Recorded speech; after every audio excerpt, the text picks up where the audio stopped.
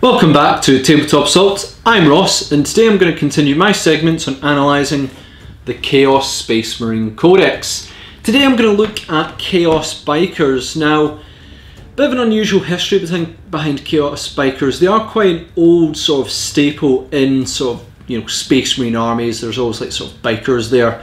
And in previous edition, when you could give them, I think, the Mark of Nurgle, they became sort of an extra toughness, which made them horrendous to sort of take out. I think it made them like toughness 6 or something. Basically, small arms fire had a real bad time trying to bring down bikers. So it's interesting to see sort of the changes in terms of bikers from where they were before.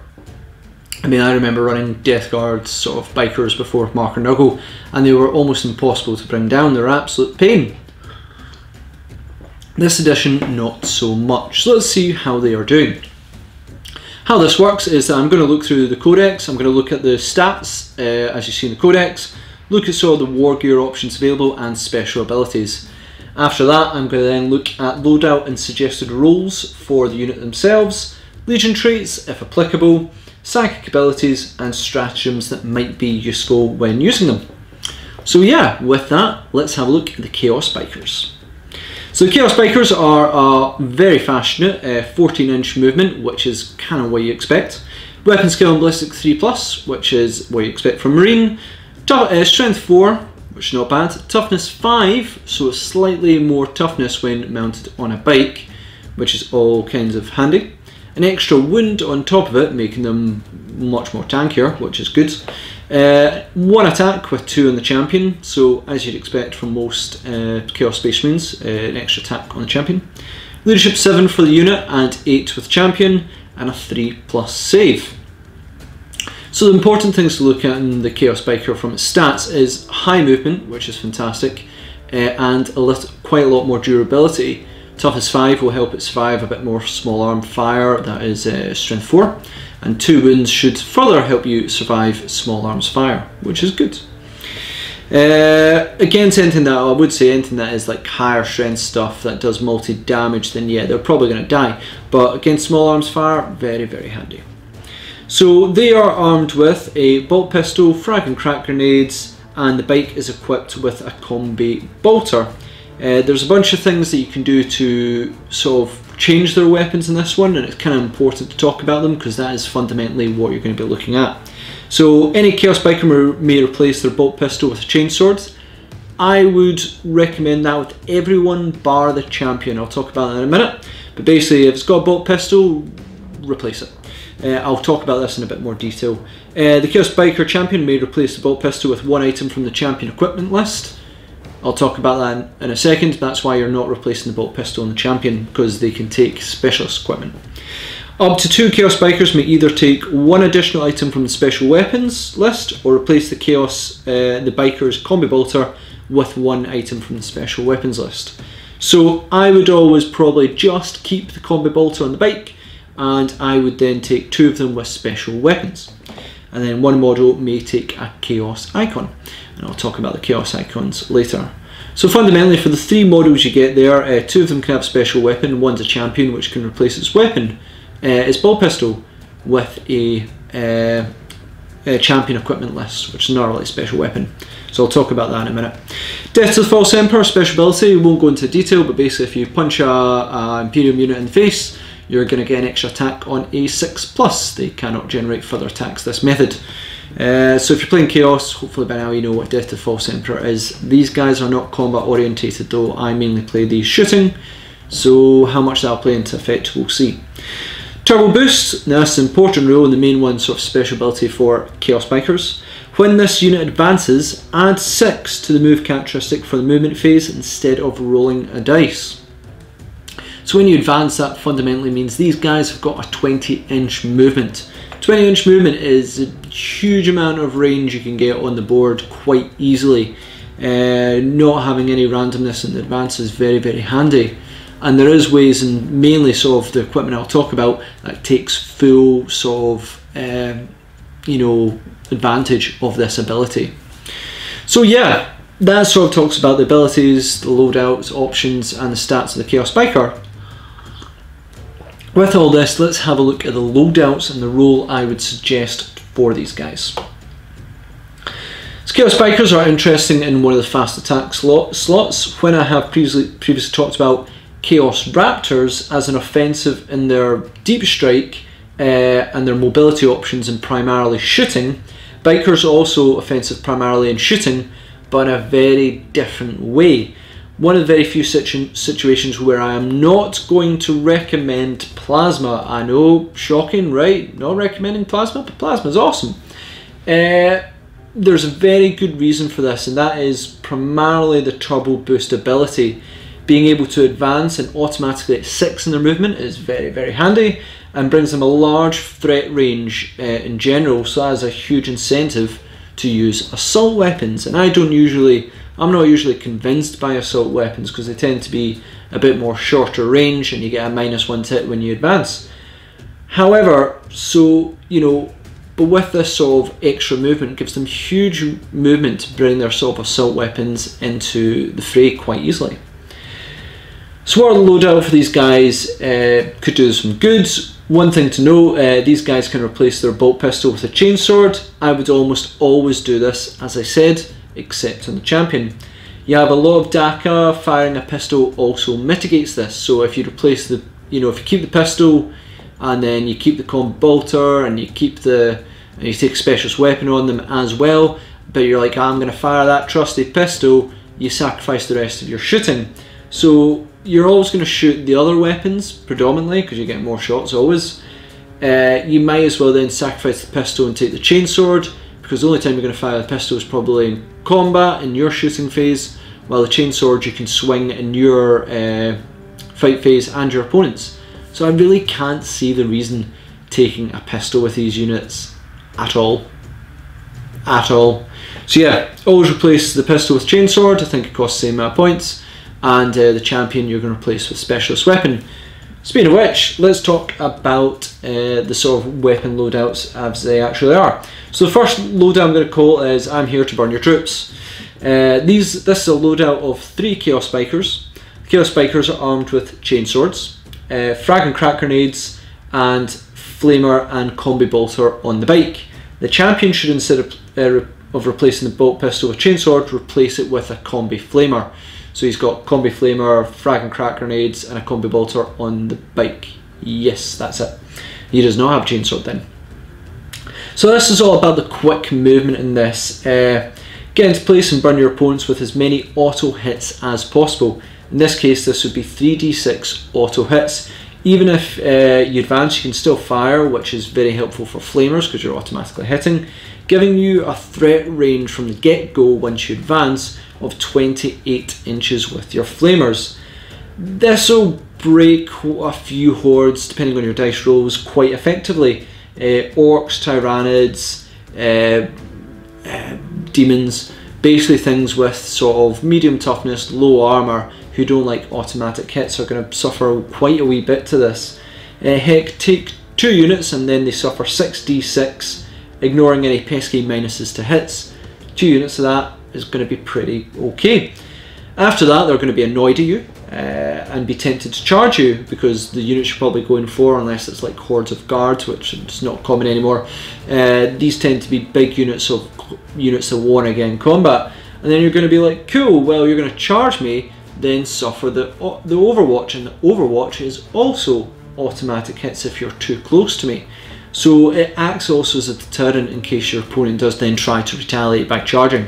Now they might just charge in and say, a grey unclean one or something like, right, okay, you've flamed my boys, Gaskell Thraka is not going to come in and rip these Chaos Bikers apart. Yeah, okay, that might happen, but again, if you can get these guys to zoom in 28 inches, do all these flamers to get loads of shots in the hordes, it may bring them below the sort of 20-man unit, which you'll see in these sort of horde units. They get better abilities if they're over 20. Remove that ability is quite good. It'll mitigate them quite significantly and generally help out quite well. Will you survive after that is all a bit of a debate. It may help out in morale as well if your opponent's not taking anything to try and ignore morale, and you can basically cause quite a significant amount of damages. So, as I said, expect some to to target these guys shortly afterwards. Never forget, if you don't advance with this, you know, and you're still able to use the flame, you can use the combi bolters as well, and if you're in rapid fire range, you get 4 shots apiece on top of it. So 3d6 plus 12 shots if you're in rapid fire range should do quite a bit of damage. All that for, I believe, under about 120 points in this unit, which is not bad. I would probably take 2 units of them and hope for turn 1 and just screech in and try and bake hordes if possible. Next loadout I'm going to call is I'm here to burn your tanks. This is nowhere near as reliable as the flamer option at all, however it is kind of worth mentioning. Chaos Bikers are going to be armed with chain swords, frag and crack grenades and Melta gun and combi bolter on the bike. The champion replaced the bolt pistol with combi Melta, so he's got frag and crack grenades and combi bolter on the bike. So this is all about the advance and target a specific unit. This gives you a threat range of 32 inches with the Melta gun and Melta gun component of your combi Melta, and 26 inches to get your better Melta ability, which gives you 2d6 damage and choose the highest. So yeah, again, all about the Melta shots. This may need to, you know, this is where you need to be quick, get in there and do some damage. Ideally you want to be within that 6-inch bubble where you can get the 2d6 and choose the highest. The problem is when you advance with these, you don't auto hit like flamers, you hit at -1, bringing you to 4+ to hit, provided your opponent doesn't have any other abilities, which makes them slightly less reliable to hit. Would I recommend these guys for tank hunting options?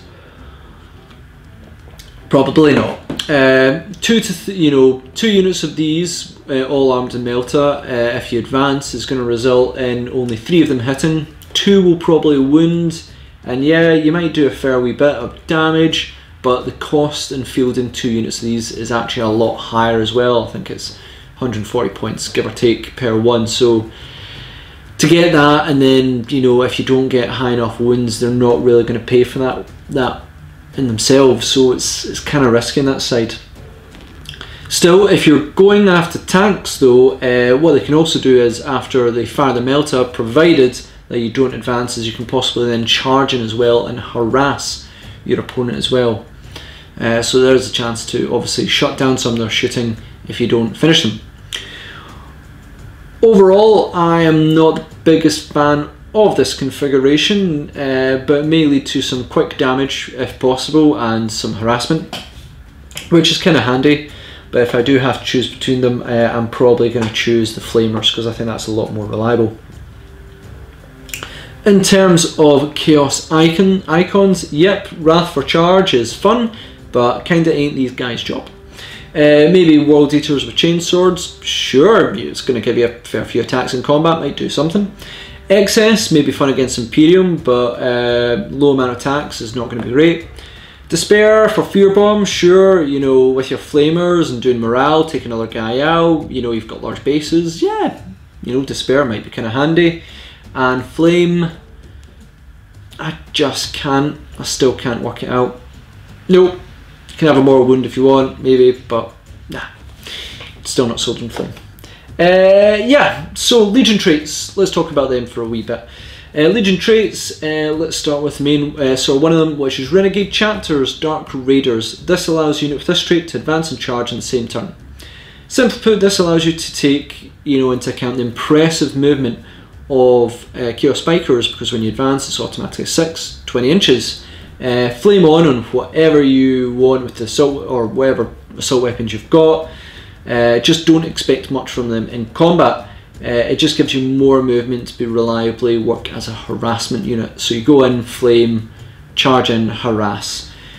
Keep in mind you do not have a fly Q rule, so once you're in combat your effectiveness is kind of gone, but there'll be some cases where that charge may be worth it to even just stop your opponent firing for one turn. I'm looking at you, Lehman Russes. I hate you, Lehman Russes. So even if you manage to shut them down for a turn, all the better. Iron Warriors, Siege Lords. Enemy units attacked by this unit, by a unit with this trait, do not gain any bonuses to their saving throws for being cover. In addition, you can reroll failed wound rolls for this unit with this trait when they target a building. So the building part not so much, but Flamers don't ignore cover anymore. They used to, they don't anymore. Plain and simple, this unit probably want to target things, you know, if they are in cover, you know, flamers, you want to try and target things with low armor. If you are going against hordes, then with flamers, which I recommend, then they may not fit in cover.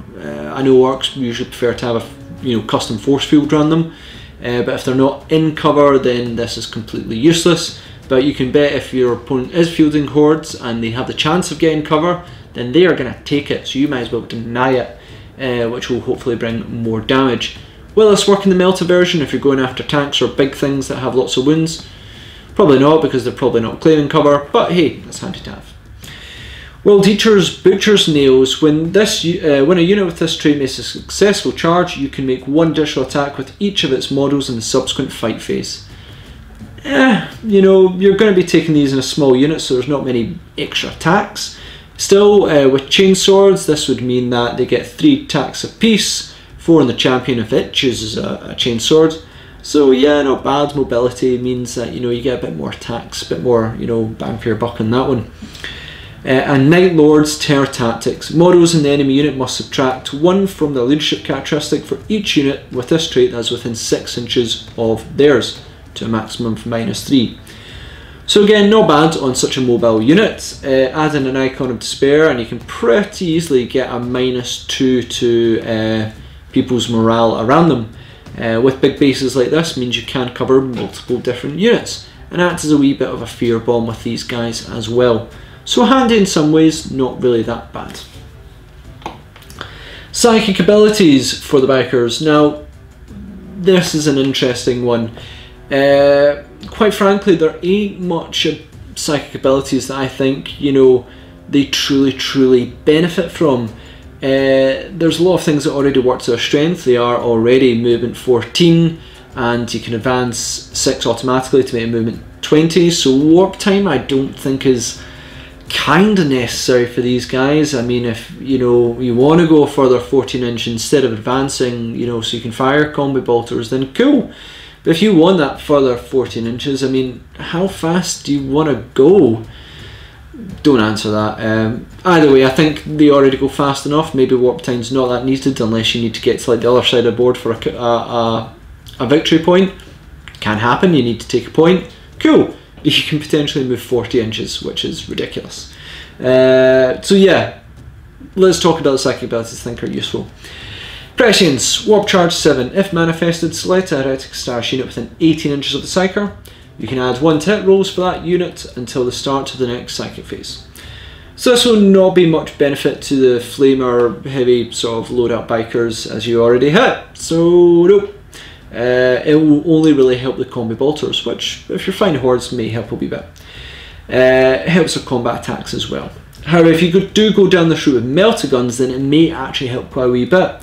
Turning your Melta guns and combi bolters into 2+ is a big benefit provided you don't actually advance, meaning those Melta guns may actually all hit, which would be really nice. If you do advance, it does mitigate their -1, which still makes them 3+ to hit. With the cost of Melta guns, that may still be quite expensive and not as reliable, although it will help in combat with a few attacks you've got as well. Simply put, Melta guns maybe, but generally prescience, you know, there's many other units that do benefit from this more. Delightful Agonies, Warp Charge 6, Mark of Slanesh only. If manifested, select a visible Slanesh heretic stash unit within 18 inches of the Psyker. Till the start of the next psychic phase, roll a d6. Each time mod on that unit loses a wound, on a 5+, it does not lose that wound.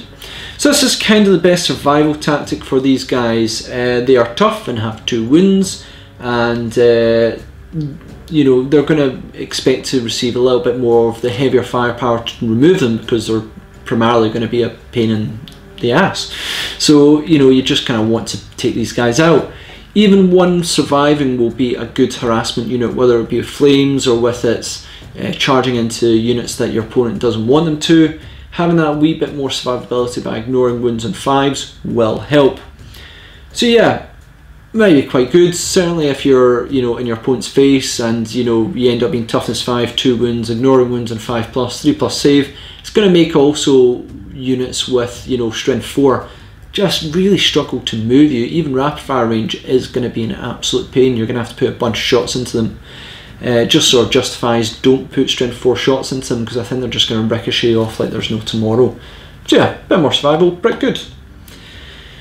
Stratagems. So this is where I think Chaos Bikers do actually benefit quite a wee bit. And we're going to start off with the obvious one. So talk about it every time. Veterans of the Long War cost 1 command point. Use a stratagem when Heretic Sars infantry or biker units select attack in the shooting or fight phase, excluding units with renegade chapters. You can add 1 to wound rolls made for the unit until the end of the phase. We all love this stratagem, and if you're using it in the combat phase for these guys, what are you doing? You know, bikers are not for the combat phase. You're making a mistake. These are really for the shooting phase. 3 flamers and potentially 12 bolter shots. Wounding toughness 4 stuff and 3+ should really help clear out hordes. Heck, anything toughness 3 is going to be wounded on 2s with the combi bolters and the flamers. If you get that chance, that's really going to be quite nice. And that's kind of what you want to do. On the Melta configuration, yeah, you know, a lot of things is going to turn them from wounding on 3s, maybe sometimes 4s into 2s, which might help, but I think the flamers is really where Veterans of Long War truly shines. And with that, to follow up is Endless Cacophonies, Slanesh only, cost 2 command points. Use a stratagem at the end of your shooting phase, select a Heretic Star Slanesh infantry or biker unit. That unit can immediately shoot again.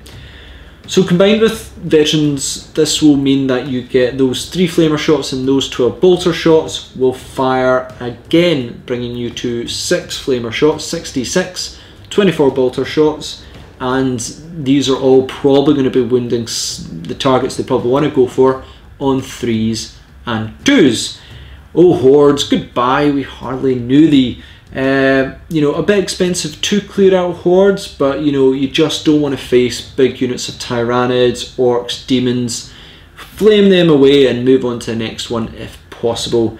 If you survive retaliation, then again, you know, you've also got Overwatch as well to keep you survived, and your opponent knows if they don't deal with you now, you can spend those points and clear out another horde unit possibly as well.